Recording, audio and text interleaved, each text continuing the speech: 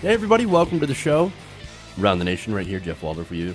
Got a good show for you guys today here on this Thursday evening. So I'm not feeling like the best, so I'm going to be a little low energy, so forgive me for that.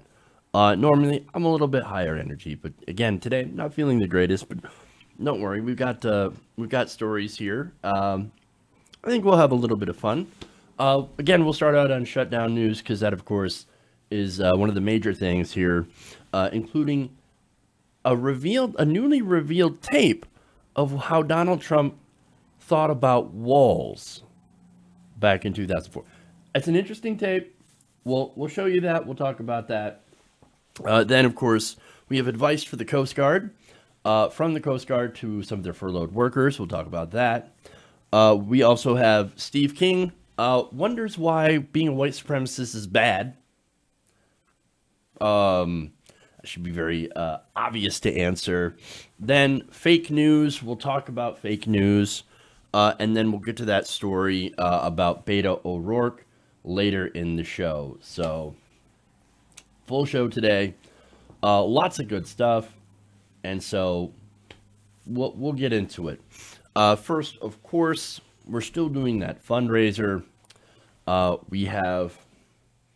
We've raised about $305. We're trying to raise $1,500 to get a professional camera. Again, that's one of the more cheaper ones I could find. So if you could help out, go to our GoFundMe page, gofundme.com/TYTNationCamera, and you use that to support our camera fund. Then, of course, we have patreon.com/TYTNation as well, if you want to sign up to continue to support the show on a monthly basis, because YouTube is kind of terrible when it comes to payments. So that's one way you can help out the show. The other way, of course, is to like and share. So, like the stream, share it out. Also, share the videos. That helps us a great deal as well. So, there's that. All right. So, before let's just kind of dive into the show here, and we'll start out with the first story. Okay. All right. So President Trump is currently pushing for a border wall with Mexico. Now, he says that wall will be able to stop drugs and crime and, MS-13, illegal immigrants. And so he's been pushing very aggressively on that wall. In fact, we are now in the middle of a government shutdown over that wall.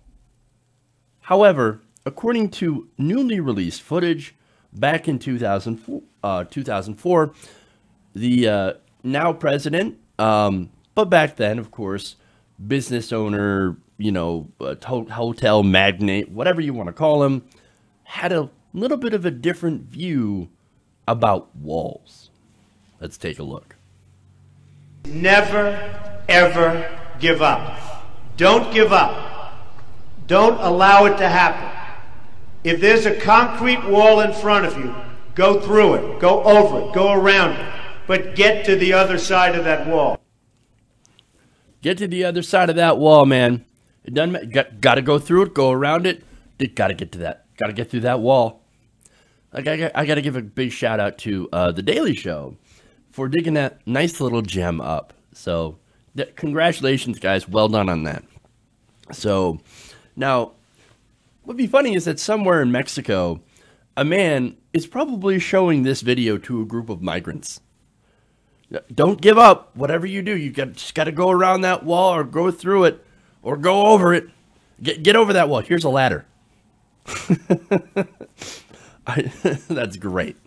Again, ironic. Now, maybe, look, I know this is metaphorical, but maybe, look, even back in 2004, Donald Trump understood that there are some easier ways to, or some easy ways to defeat a wall. Sure, it's an obstacle, but again, you can get over it, right?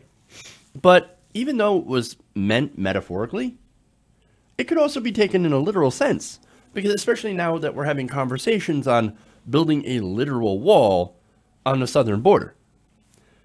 And look, let's be honest about this, right? We know that this wall is not about border security. We know it's a monument to Donald Trump and also a monument to racism and xenophobia. And Trump himself, look, what he wants to do is build a vanity wall for his own ego. And his followers are, look, pretty much the only ones dumb enough to believe that this will actually work. And that is about a quarter of the country saying, oh yeah, no, building a wall, it'll work perfect. But wait, you can go over it by flying in.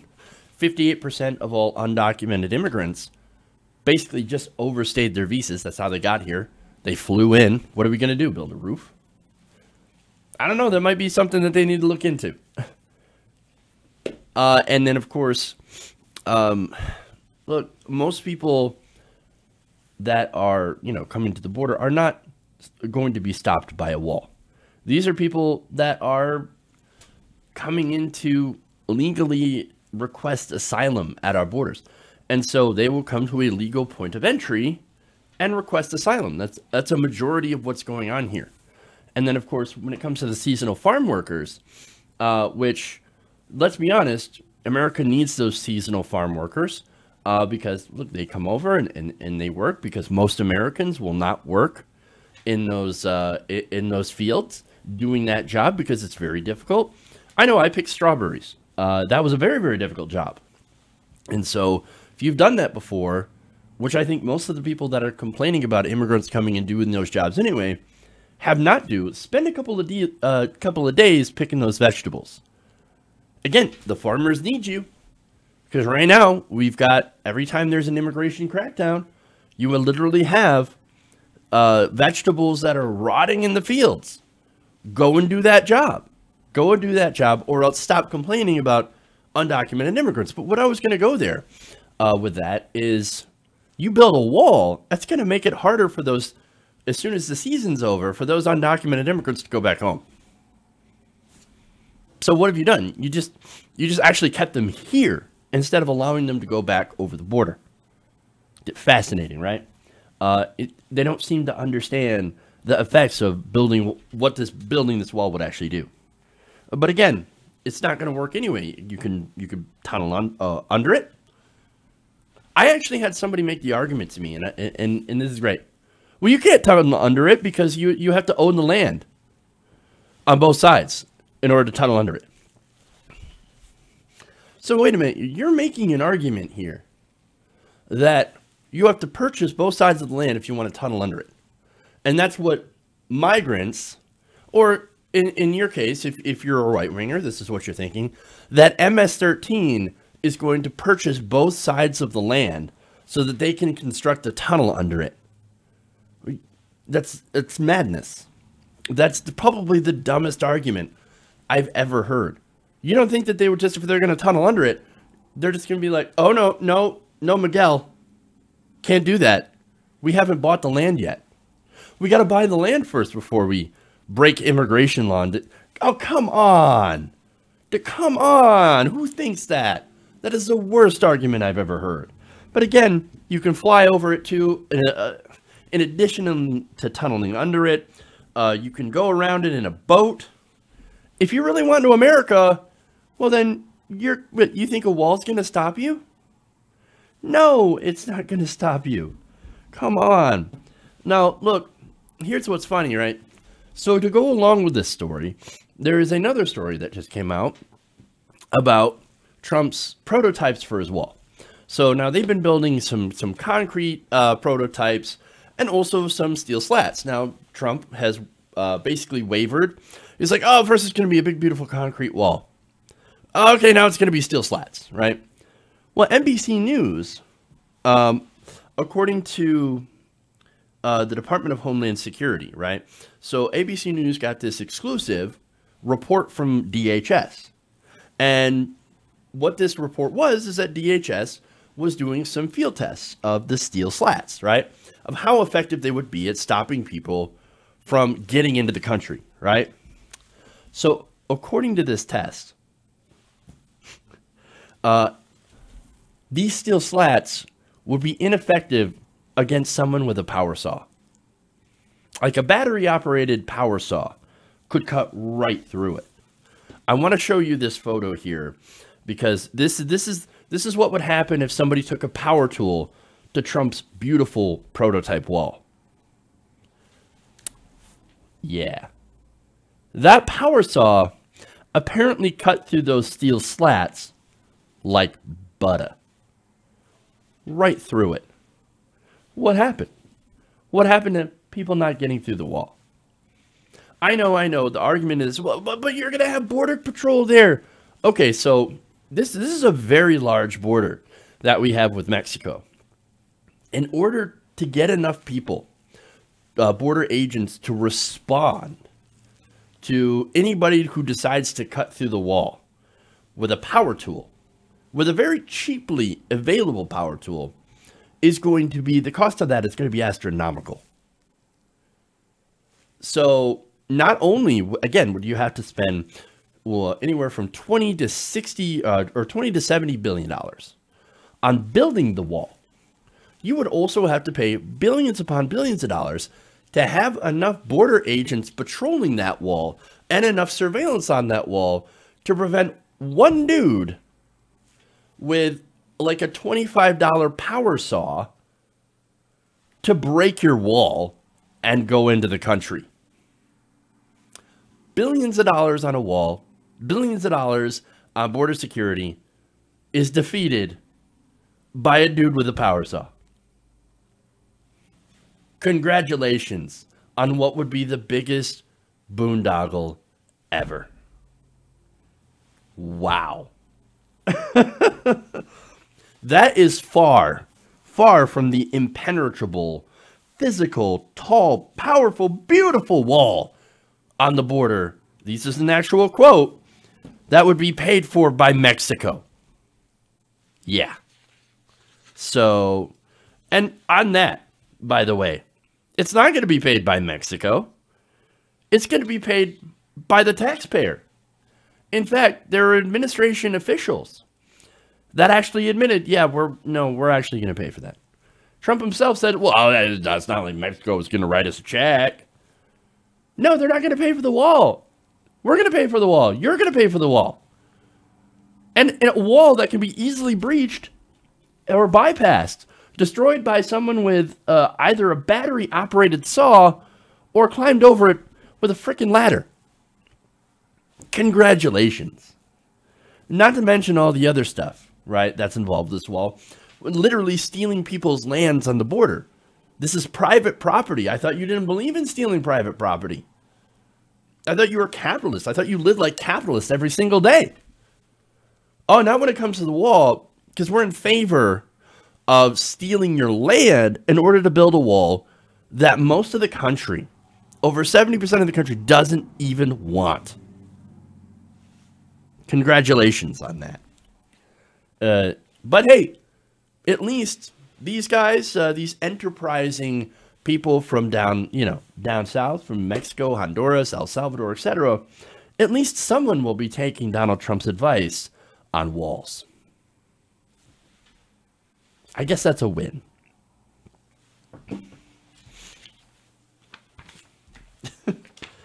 The whole thing is ridiculous. And by the way, that you had like Cher, right? Yeah, of Sonny and Cher talking about how, oh, we should just give Donald Trump his money so that he would reopen the government. Now, I get where she's coming from, because just like I am, she is worried about the people who have, who are not working, who are struggling, the families, etc. Hey, instead of that, maybe we should do like a GoFundMe or like some sort of fundraiser. And look, people already have fundraisers to pay their bills, right? While the government shutdown is going on. But I know one thing that I don't want to do, right? And there's plenty of ways that you can help, and you could visit some of those fundraisers, and I do encourage that. There is one important thing that you could do, though. Don't give him that wall. Because the reason is, you give him that wall during a shutdown, he holds the government hostage And he and the Republicans, Mitch McConnell, blocked blocked legislation that would reopen the government without wall funding. Well, you let him have his way. Well, then what's going to stop him next time? No, he's going to learn. It's going to be positive reinforcement. Well, every time I want something, I'll just take the government hostage, and then the Democrats will give us everything that we want. Why wouldn't we do that? Why wouldn't we hurt regular people? Let's not make this a freaking habit, okay? And so I completely 100% disagree with Cher. Look, I am being personally impacted by the government shutdown. A lot of people are.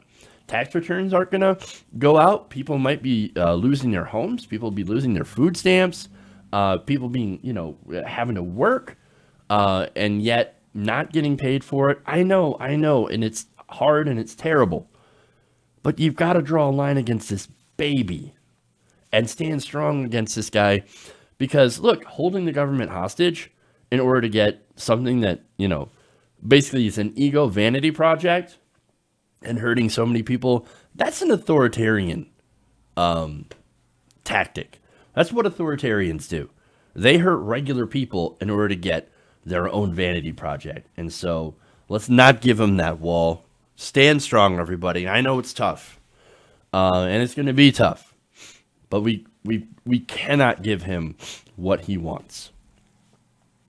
Okay. Now, speaking of people suffering from the wall, I've got another story here. That's our next story. Apparently that does not work. Huh. All right. Now, with the government shutdown now in its third week with no end in sight, various agencies that are now unable to pay their employees are now giving out financial advice on how to stay afloat. Now, one such agency was the Coast Guard. Now, look, I reported on another agency that had given similar terrible advice, and so this segment is along the same vein. Now, the Coast Guard recently released a 5-page tip on what to do. Now, some of that includes some very ridiculous things, not so much as ridiculous as becoming a carpenter or doing carpentry, but still kind of ridiculous, and I'm going to give you some of their suggestions here. They said, to get by without pay, consider holding a garage sale, babysitting, dog walking, or serving as a mystery shopper. Oh, so all those little odd jobs, well, that's going to somehow pay the bills. I didn't realize being a dog walker is that good of a paying job. I mean, really. Now, they said, quote, bankruptcy is a last option. No, it shouldn't be an option at all. No, people should not have to face filing bankruptcy, which, by the way, will destroy your credit. So, you destroy your credit because of no fault of your own, because a man-child demands this wall. Your credit's going to be, destroyed. You're going to have a hard time borrowing in the future if you want to own a home, or you already have a home, or you're going to face your car getting repossessed. I mean, there's a lot of terrible things, terrible impacts that this is having on regular families, right? And this is something that dog walking and mystery shopping is not going to help, frankly. Now, this is some bad advice. Now, the tip sheet titled Managing Your Finances During a Furlough applies to the Coast Guard's 8,500 person civilian workforce. About 6,400 of them are on indefinite furlough, while 2,100 are working without pay after being identified as essential. Now, it turns out that they were last paid for the 2-week period that ended in December 22nd of last year. Now, this is Lieutenant Commander Scott McBride, a service spokesman. He's saying, quote, while it may be uncomfortable to deal with the hard facts, it's best to avoid the hide your head in the sand reaction. Stay in charge of the situation by getting a clear understanding of what's happening. Okay, so that was not Scott McBride, actually. That was actually the tip sheet, just to be clear. So, but no, don't bury your head in the sand. and stay in charge of the situation. Oh, look, okay, that's sound advice, right? I don't have any problem with that. So what is happening? What is the actual situation? When you look into it, you realize that the whole reason for this is that you have a 70-year-old man-child who is shutting down the government in order to build a ridiculous wall, or at least a portion of a ridiculous wall. Now, that is actually having real implications, a real impact on regular people like Jacqueline Esparza. Now, Jacqueline Esparza's husband is in the Coast Guard and stationed in Seattle. Now, she said that not all families affiliated with the service live in houses where having a garage sale is possible. So she was basically responding to these tips, right? Now, one of the tips is sell your stuff, sell your possessions. I'm surprised that they don't have selling your plasma on there too. Maybe that's the next tip sheet. But nonetheless, man, they're basically telling you to sell your possessions. And also you could get through a furlough created by a guy that basically threw a temper tantrum and shut down the government. Now, she also said that service members who are still required to work are not easily able to find supplemental income, and that's also true. She said, doing odd jobs and selling items we don't need anymore is a temporary fix. It's not going to help us pay the rent. No, that's true. And look, related story, that's why a lot of TSA agents have decided not to show up at work, even though they are considered essential. They're calling in because they're actually working at other jobs in order to feed their families, in order to put food on the table or pay the bills. Now, unfortunately, there's a lot of people who can't do that, who are unable to do that. And to be fair, shouldn't have to do that. Now, there's another person that was affected by this, and her name is Natalie Daniels. Now, her husband is stationed in San Diego. Now, she said that her family situation isn't dire just yet. However, missing the coming paycheck would definitely, quote, start the clock on that. She said, I'm not afraid of this shutdown. I'm afraid of the current political discourse that may discourage future generations from wanting to serve their country on the basis of being used as political pawns. Now, that is an interesting perspective that I think a lot of people share, but I haven't really heard before. Okay? So, what's interesting here is that, look, she believes that both parties are playing a game of political chicken with Americans. And she says it needs to stop. The thing is that, look, her idea that this will prevent people from actually wanting to serve their country, that's a good point. The other point is not a good point, because when you look at the facts, she's actually wrong on that. And look, I care about her family. Obviously, I respect what she's going through, and I understand that she's facing a possibility of a really hard time. Nonetheless, this is not the fault of the Democrats. This is not a both sides situation. Chuck Schumer and Nancy Pelosi actually offered money to help Trump with border security, billions of dollars. And so they had an offer on the table, and Donald Trump was going to take that offer that didn't include wall funding originally. However, Trump got called out by Rush Limbaugh and Ann Coulter, two people who should be completely irrelevant, who don't represent the majority of Americans in their political viewpoints, and he got scared. He decided to bow down to those losers, those people that we should not have any respect for, and decided to shut down the government for them and for people who think like that. Not the majority of Americans, not for people like Natalie Daniels. Because people like Natalie Daniels and not only that, but Jacqueline Esparza are being hurt by this for no reason. This is the fault of Republicans. This is the fault of Mitch McConnell. This is the fault of Donald Trump. Again, Democrats said, we were willing to work with you, but now you weren't willing to work with us. You're not willing to negotiate in good faith. And so, okay, go ahead and do what you're going to do. Not only that, but you had, of course, Donald Trump saying, I will own the shutdown. We have him on video. I own the shutdown.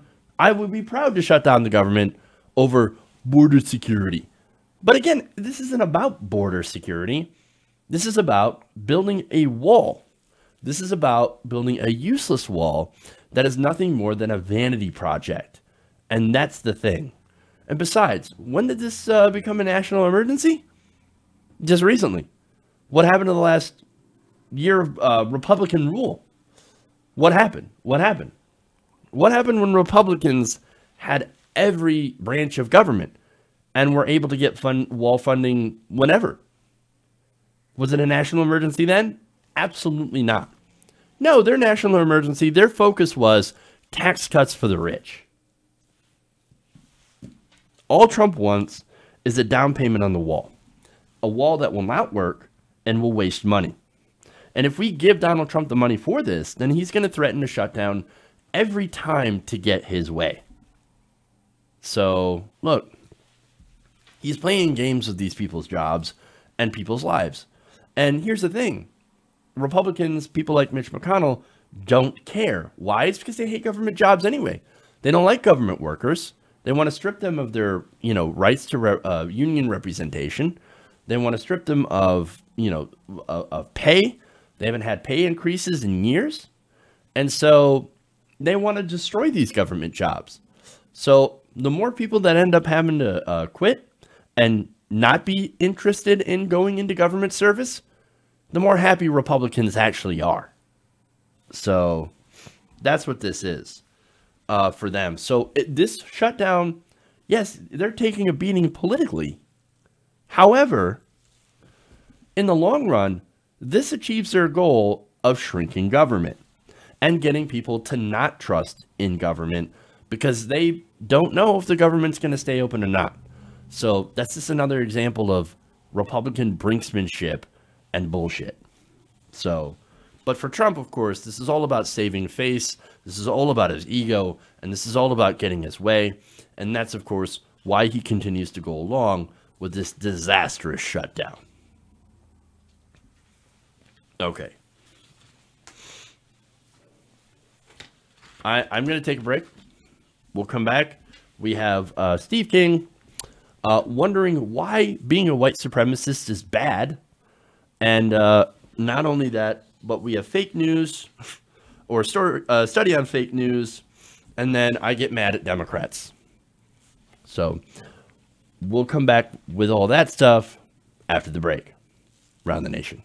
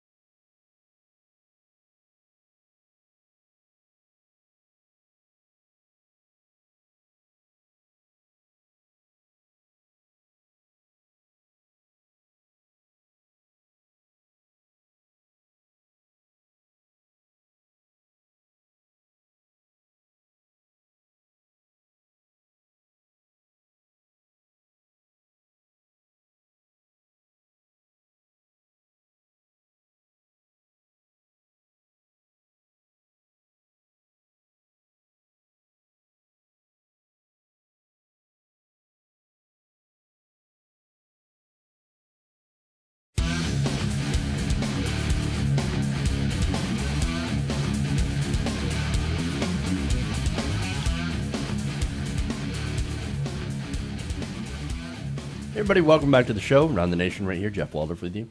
No super chats, but I just want to remind you guys, please like and share the stream if you haven't already. Also, let me do a quick update here on the fundraiser.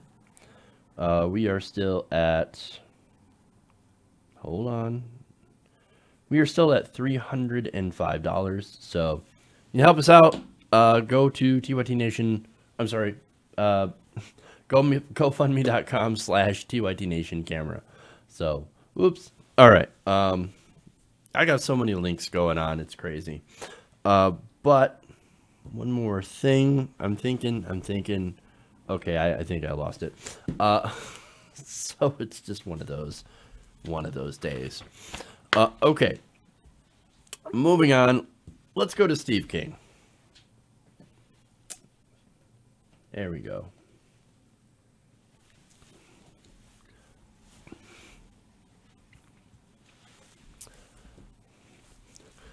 Now, Steve King is a white supremacist. We've talked about this before.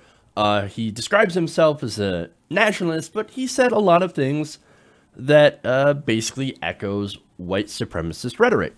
So now I think it's pretty clear, in my opinion, that he is absolutely a white supremacist and white nationalist. Now, he says in a recent New York Times interview, what's the big problem with that? I mean, white supremacist, white nationalist. In fact, I want to give you this quote here. He said, first of all, here's some context. He said he doesn't mind that the American population includes a range of races. Oh, well, how magnanimous of him. He doesn't actually mind if other races share in America, if they actually live here. How nice of you. But, of course, he wants to make sure that the culture stays both white and European. You know what's funny, like, about that? I want the culture to stay European. Okay, which part of Europe? I mean, we've got Norway, Denmark, we've got the UK. Oh, you know what's part of that culture? Healthy, safe, social safety nets that are actually very strong. Yeah, I love that part of white culture. I love that European culture right there. Let's get us some European culture here with free single-payer healthcare and free college. Yeah, let's do that. That's great. Is that what you're advocating for, Steve King? No, of course not.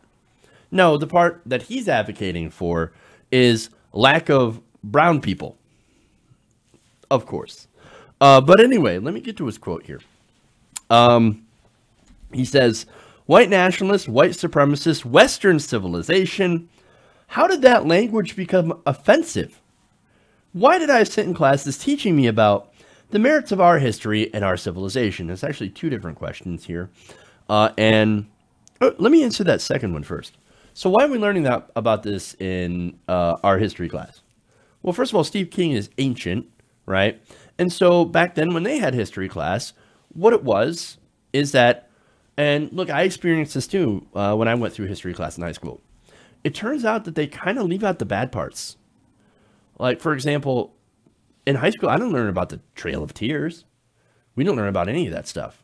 We didn't learn about how our government experimented on the Tuskegee Airmen, or how there was rampant racism during World War I and World War II, even though that black people served as soldiers right alongside white people, and they served, you know, our country incredibly admirably and were super, super brave. They still dealt with massive racism. And so that's the stuff that we didn't learn about in high school and in history class. And the other part of that, of course, is, look, history is written by the victors, right? So, look, let's be honest, white people, we've been victors a lot because we would come in and basically invade and fucking destroy everything. That's not a great legacy. Let's be honest about that. Colonialism, imperialism is not a good legacy. That's not something to be proud of. That's actually something to look back on and be ashamed of. And so it's like, oh man, I really wish we hadn't, you know, driven native peoples off their lands and raped and killed them and destroyed their cultures and things like that. But, you know, Steve King looks at that and goes, no, that's actually fantastic. That's great. That shows that we're superior because we're white. What's the problem? What? White supremacy? What? I don't see a problem with that. Look, again, people like King don't understand why being white supremacist is a bad thing. And, you know, to that, I mean, you can't really answer that. Because the thing is like, if you don't understand why that's a bad thing, then honestly, I don't think there's any getting through to you. I just don't think there's any way to get through to people like that. I mean, they literally think that they're superior to everyone who is not white. Doesn't matter what you did. Doesn't matter anything except that you're a white person. That doesn't make any sense. And I don't understand how people could believe that. But people like Steve King do. And Republicans, for the most part, they still mostly support him now. Or at least at the very least, turn a blind eye to this. Now, there are notable exceptions. Recently, Ben Shapiro. Now, Ben Shapiro, I'm not going to give him a lot of credit here. But Shapiro was like, how is this guy still in the Republican Party? Maybe we should endorse his primary opponent, and that's what he did. So, at least Shapiro is one of the few voices on the right that's actually saying, hey, maybe we shouldn't accept people with these white supremacist views. So, there's that. But again, the rest of the Republican Party, who are not calling this out and not saying, wait a minute, we're not white supremacists. What the hell is wrong with you? What the hell's wrong with you, Mr. King? We don't want that in our party. Well, look, I don't know what to do for you if you think that Steve King is a good person and that he represents your values. But for those of you who might not be familiar with King, let me refresh you on some of the stuff that he has said throughout the past. Now, Huffington Post put together an extensive list of things that he says and his beliefs. Now, they wrote that King is obsessed with demographics, right? Now, why would he be obsessed by the demographics? Well, because he wants to make sure that white people don't become a minority. Now, why is that? Why is he so concerned? Well, because he's concerned, or I'm saying he's concerned because the way we treated minorities historically in this country, he's afraid that once black people become a majority and white people become a minority, that they're going to treat us the same way that we treated them. So for him, he's like, oh my God, no, we can't be a minority. No, we have to continue to be the majority. And if Muslims are coming in here and Latino immigrants are coming in here, well then, you know, look, that imperils our white Christian majority. And so going to that rhetoric, he's actually found somebody, or quite a few people, that agree with him. One of them was Geert Wilders. Now, Geert Wilders is an Islamophobic Dutch politician. Now, he is basically advocated for anti-Muslim policies, including a ban on Muslim immigration, a ban on old mosques, and Qurans in the Netherlands. He looked at that guy, Steve King did, and said, oh, that's my guy. Geert, I'm with you. I agree 100%. King visited Wilders in the Netherlands, posing with a photo outside the U.S. Embassy, and then tweeted a photo of himself standing proudly with the Wilders, saying that cultural suicide by demographic transformation must end. Of course, afterwards, he defended that on CNN, and he said, we need to get our birth rates up or Europe will be entirely transformed. He not only said that, but also promoted Camp of the Saints. Now look, back in 2016, or I should say back right after, I think it was Trump winning the presidency, I did a story about the Camp of the Saints. Now that is that is probably one or if not the most racist novel ever created. And what it was is that it basically depicted black and brown immigrants as I mean, savage, disgusting, horrible invaders coming for the West. I mean, in that book, and it was horrible. And you guys should go back and watch the video for all the details on that. And it was about Steve Bannon, because Steve Bannon was also somebody who's really touted that book, but now also, of course, Steve King also touted that. And it's absolutely disgusting. But if you get your views from that book, if you think that, oh no, that's great. Because another example in there is how the hero of the book is a guy who murders immigrants. That's the hero of this book. And Steve King's like, no, check that book out. It's great. I will recommend you read that. King also said that he didn't want Somali Muslims working in Iowa's meatpacking plants because he says that the only reason Muslims would want to handle pork is to send non-Muslims to hell, to make Allah happy. That's pretty twisted, man. No, the reason that they work in meatpacking plants? For one, meatpacking plants are actually very notorious for hiring immigrants, especially undocumented immigrants. But also, these undocumented immigrants or these Somali Muslims basically just need a job.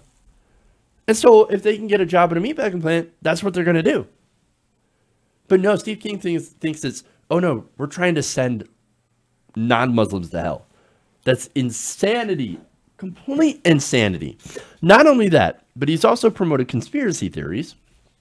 One of them specifically from InfoWars, that a Jerusalem imam told Muslims to go into Western Europe, build up your enclaves, breed their women, and do not associate or assimilate into the broader society. And of course, that led to the creation of so-called no-go zones in Europe, which have been 100% debunked. Not only that, as I said, he went after Muslims. He also went after Latinos as inherently criminal and threatening. Talked about cantaloupe calves as well. Oh, for every valedictorian, there's somebody going across the border with calves as a sign of cantaloupes for running drugs. Oh my God. So there's that. He also responded to a tweet showing a photo of young Latino boys detained at the border, separated from their families. He said, quote, young boys all old enough to be tried as adults or serve in the military are prime MS-13 gang material and certainly grew up in the culture of one of the top 10 most violent countries in the world. Well, look, you know how you stop those young boys from being recruited by MS-13? You make sure that they can grow up in a place that doesn't have MS-13. Let them into America. Because look, in Honduras and El Salvador, these places that have rampant gang violence and corruption, a lot of these people are forced into that gang at the threat of death. Join my gang or die. Why do you think so many people are fleeing from that area? I'm just saying. But of course, they don't want to understand that. Not only that, but King has also made false claims that over a quarter of violent crimes in the U.S. are committed by undocumented immigrants. It's not true. They actually commit less crimes. Then, of course, is referred to illegal immigration as a, quote, slow-motion terrorist attack in the United States and a slow-motion Holocaust. Holocaust. Damn, dude. Damn. Not only that, but compared immigrants to livestock, also immigrants to dogs, and has appeared on panels, in 2012 panel specifically at CPAC, with 3 white nationalists, Bob Vandervoort, John Derbyshire, and Peter Brunlow. So that's just a short history of Steve King's racism.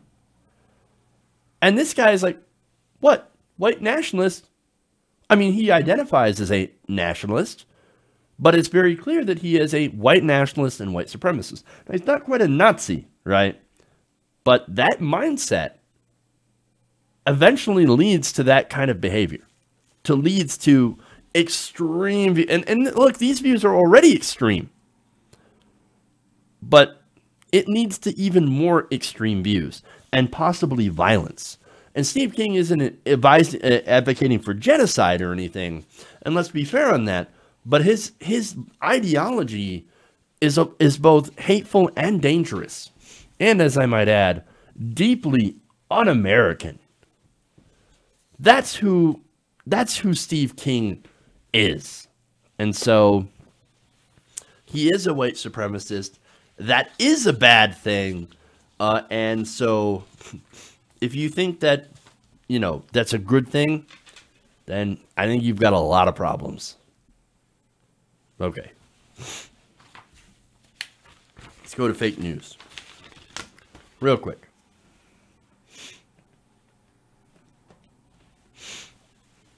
All right. It turns out older Americans are more prone to fake news. This is according to a new study done by researchers. Now, these researchers are at... let me start that over again because I'm missing some information here. So we'll just... we'll try that again. All right. It appears that older Americans are more prone to sharing fake news. Now, this is according to a new study by researchers. Now, that same study found Americans over 65 are more likely than anyone else to share fake news on Facebook. And they looked, of course, at different factors and found that overwhelmingly age was the largest factor. So now, that's important because a lot of us look at, mostly conservatives, right? And while true that it is mostly conservatives that share a lot of fake news on Facebook, it turns out that age is actually the biggest factor when it comes to sharing fake news. Now, older users actually shared more fake news than younger ones, regardless of education, sex, race, income, or how many links they've shared. In fact, age predicated their behavior better than any other characteristic, including party affiliation. So here are some of the details. Now, the study was published in Science Advances, and it was from two major colleges, one in New York. Now, basically, they examined user behaviors in the months before and after the 2016 U.S. presidential election. Now, in 2016, the academics started working with the research firm YouGov to assemble a panel of 3,500 people, which included both Facebook users and non-users. Now, basically, they asked users to install an application that allowed them to share data, including public profile, religious and political views, posts to their timelines, and pages that they followed. Now, they didn't have to share information about their friends and didn't have access to their news feeds or data, just about the stuff that they shared. And what did they find? About 49% of study participants who used Facebook agreed to share their profile data. Researchers then checked links posted to their timelines against a list of web domains that have historically shared fake news. Later, they checked the links against 4 other lists of fake news stories and domains to see whether the results would be consistent. And across all categories, sharing fake news was actually incredibly rare. That's actually a good thing. Only 8.5% of users in the study shared at least one link from a fake news site. Now, again, only 8.5%. That's actually very encouraging. It kind of shows you that fake news is not quite the scourge that a certain presidential candidate actually believes it to be. Not only that, but let's break this down, right? Users who identified as conservative were actually more likely than users who identified as liberal to share fake news. 18% of Republicans shared links to fake news sites, compared to less than 4% of Democrats. The researchers attributed this finding largely to studies showing that in 2016, fake news overwhelmingly served to promote Trump's candidacy. And so, look, again, whether that fake news came from regular conservative sites or Russian sites that did do, social media, mostly memes, and actually had a very small impact, were very tightly targeted. Nonetheless, that could be a factor in this as well. Now, older users skewed the findings. Apparently, 11% of older users, of users older than 65 shared hoaxes, while just 3% of users aged 18 to 29. So, okay. Now, look, they said in the study that we're not quite sure why it's older people, why they shared more than twice as many fake news articles, and, why they shared so much fake news and why they consume so much fake news. They think it may be because they're, not as internet savvy as people who are 18 to 29. So they're thinking digital literacy had a pretty big impact. But also they said, quote, the second is that people experience cognitive decline as they age, making them likelier to fall for hoaxes. Oh, that's disastrous. So, I hated saying that because, look, I know, like, some of you that are watching, they're like, older people, former hippies or just progressive people who've been progressive all their lives, right? So I kind of hate the idea that they're saying, well, I mean, it just could be because they're getting older and the brain starts to fail when they're older. I was like, oh, man, that sucks. But look, I think it's a small possibility that might factor in. But I think larger might be digital literacy, especially among conservatives, right? And of course, there's a lot of other things that I think could factor in to why conservatives do more fake news, distrust of the media, etc., right? Distrust of the media is not just shared by older people, though. It's also shared by a lot of people in my generation. A lot of millennials just distrust mainstream media, and they look for alternative sources. Because we know that there is a media bias. I mean, that's why you have so many young people now that are watching YouTube videos and things like that. So, look, I'm not necessarily sure. The researchers aren't necessarily sure as well. So, it is interesting to look at the factors that might factor into this. But the question, of course, that they need to talk about is, well, okay, how are we going to stop that, right? How do you stop Americans from sharing fake news? I don't necessarily know the answer to that question. I don't think anybody does. I think digital literacy is really important. But then how do you... I mean, you can't really get people back who have fallen down that rabbit hole, right? So I don't know, man. I don't know. Like, I don't think they're coming back. So... that, racist uncle that shares InfoWars, you're not getting him back. You're not going to show him, like, something from, like a credible source on YouTube or a credible, like, New York Times article. Which, again, New York Times, they have their bias. It's an establishment bias. It's a power bias, of course. But it doesn't mean they're making things up. It just means their opinion pages are going to be opinionated against progressives. Although, of course, you do have examples of people like Jake Tapper that are putting out, negative stories about Medicare for all that skews the facts. So, again, we've got, a lot of issues here, which creates that big distrust in, mainstream corporate media. So, I don't know how we're going to fix this, fix the adults, older people from sharing fake news. But maybe we can at least start and making sure that our news sources are factual and that, they give you the whole story and they don't just have that establishment bias or the conservative bias or whatever bias that you have, but try to, and look, it's what we try to do here in independent media. We give you the facts and then we give you our analysis and opinion. And sometimes... you guys know that I give you a lot of opinion, but I always try to base it on factual information the best that I can. And so maybe if mainstream media, corporate media were to do the same, that would help out a lot. But also you have to consider that there are people out there that profit off giving people incorrect information. And I think, for example, Dave Rubin is a great example of that because he's made sure to let everybody know that all he does care about is money.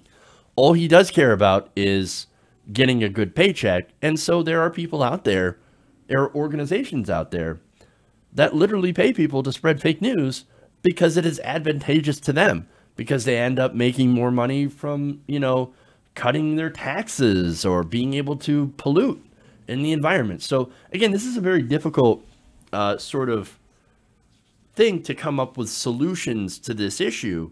But I guess the first way of coming up with solutions is to correctly identify the problem. And right now in America, we do have, at least with the older conservative generation, there seems to be quite a bit of a fake news problem. And so we do need to deal with that. Okay. God damn it. I don't think I'm going to have the Beto story. Shit. That stories took way too long. Again, I'm not going to have time for the Vanity Fair Beto story. We're going to do that tomorrow. I promise you guys we'll get to that Beto story tomorrow. You guys are going to love that. Getting mad at Democrats, of course. But anyway, we're out of time. So TYT is coming up next. So, you know, obviously you can go to them after us, after we're done. But before you go, please give us a like and share.